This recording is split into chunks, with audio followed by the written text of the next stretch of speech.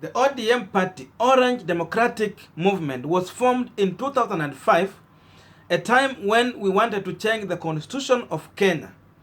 This is the group that was leading a no campaign to the change of the constitution that was being fronted by President Mwai Kibaki, the former president. And so, after ODM coming victorious in that referendum, that gave birth to ODM party. And therefore, since 2005 to date, it is 16 years ODM has been existing. And at the same time, one will appreciate the fact that ODM has existed throughout the leadership of only one person, Raila Amolo Odinga. Now, considering the age of Raila Amolo Odinga, having been born in 1945, up to date, Raila Odinga is currently having 76 years. And therefore, this informed the fact that the ODM leader might not be in active politics beyond 2027. That means, by God's grace, in 2027, Raila will be having 82 years. So for that reason, I choose to use this opportunity to check into the transition in ODM party, number one. And number two, we want to check into transition in Nyanza politics. And number three, I want us to check into the transition in Luo Nyanza politics. But before we go deep into that discussion, you might be watching me for the first time and you have not yet subscribed to this channel. Please consider using this time to subscribe so that any other time, once we come out with a video like this one, you will always get notified. And to everyone who have subscribed, I must say thank you so much for your unconditional support. Actually, the more you subscribe here, the more you allow us to reach more people outside there. Now, let us get back to our discussion. So we have one of the strongest party here in Kenya. But throughout, from the formation up to date, this party has never experienced a transition in its leadership. And therefore, heading into future, it is a fact that ODM party will soon go through a transition, whereby Raila Amolo Odinga might go into retirement or leave the active politics after 2022 general election, or even during the 2022 general election, Raila might also decide to leave active politics. So for that reason, we want to check who are the able leaders to take over the leadership of ODM party beyond Raila Amolo Odinga leadership.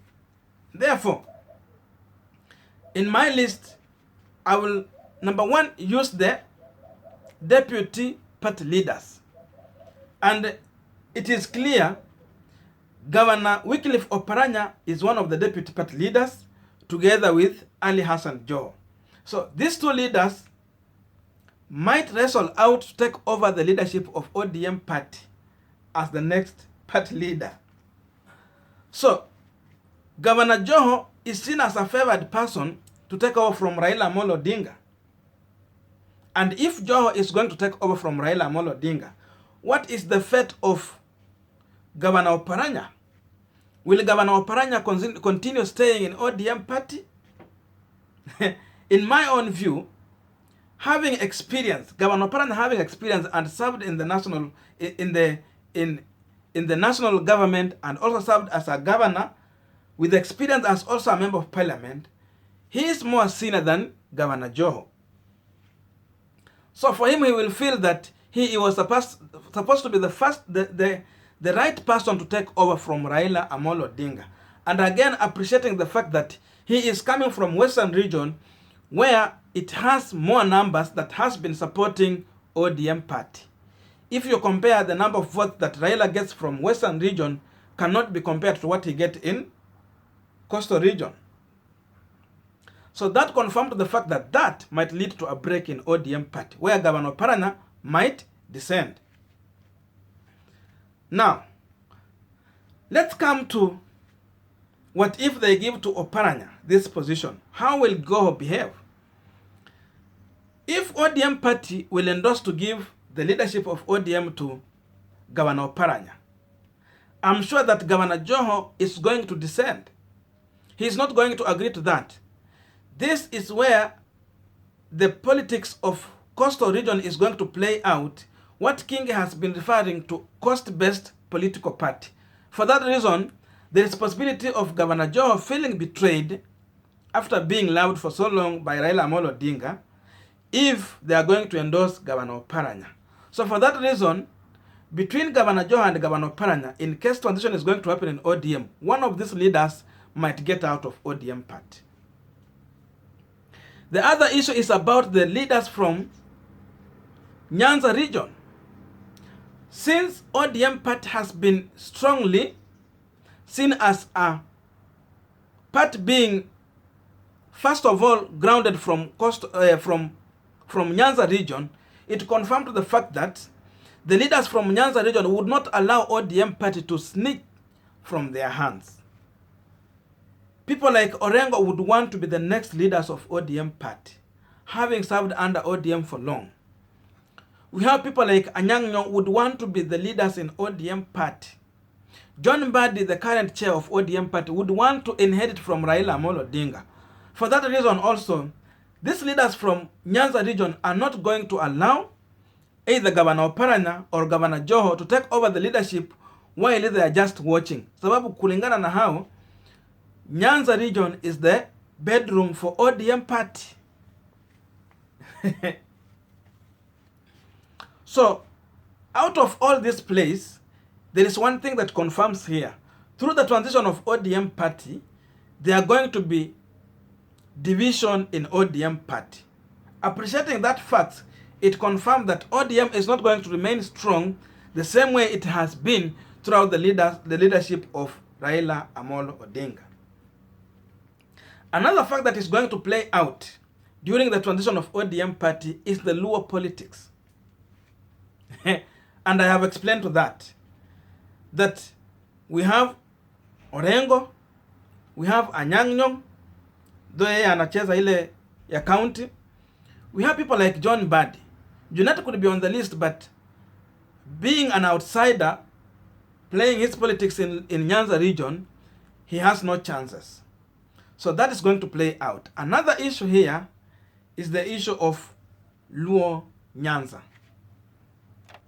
If there is going to be a transition in ODM party, Kisii is part of Nyanza region.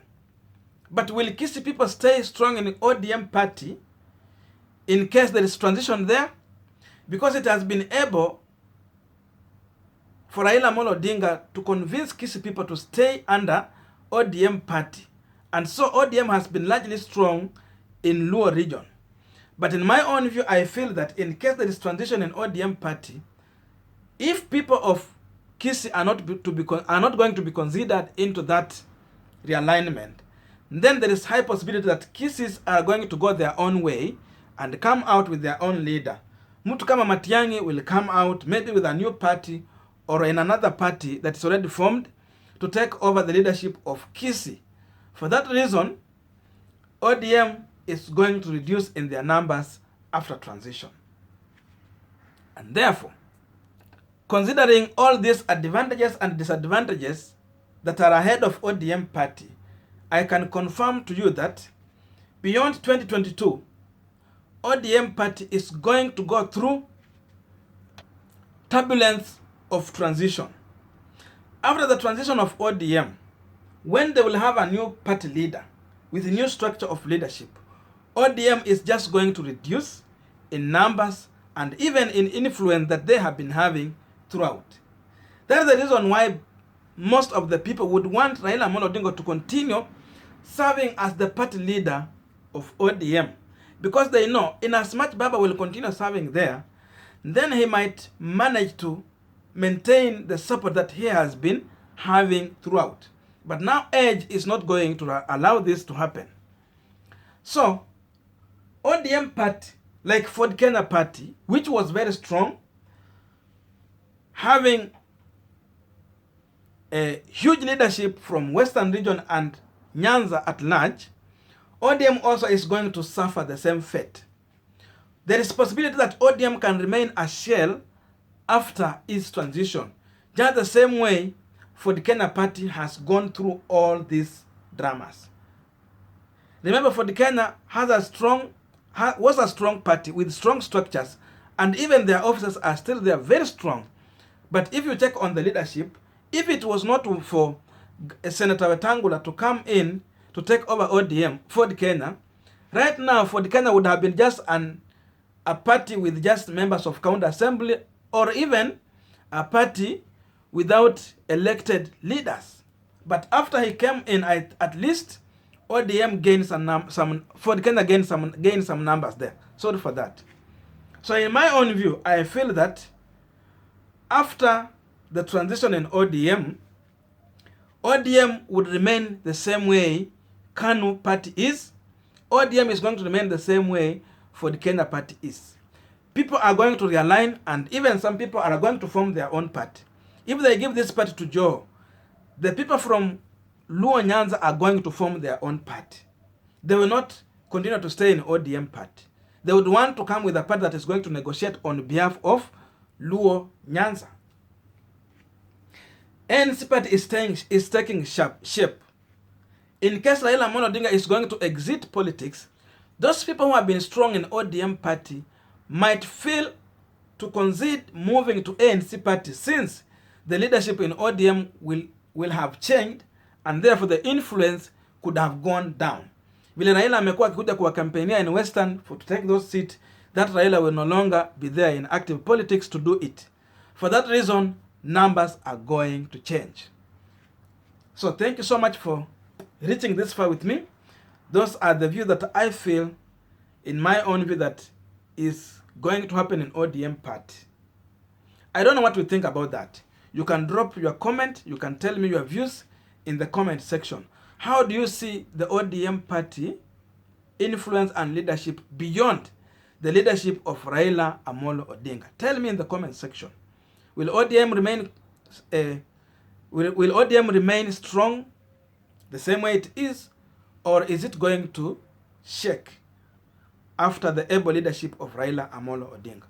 Thank you for reaching this far, and may good God bless you. See you in my next video.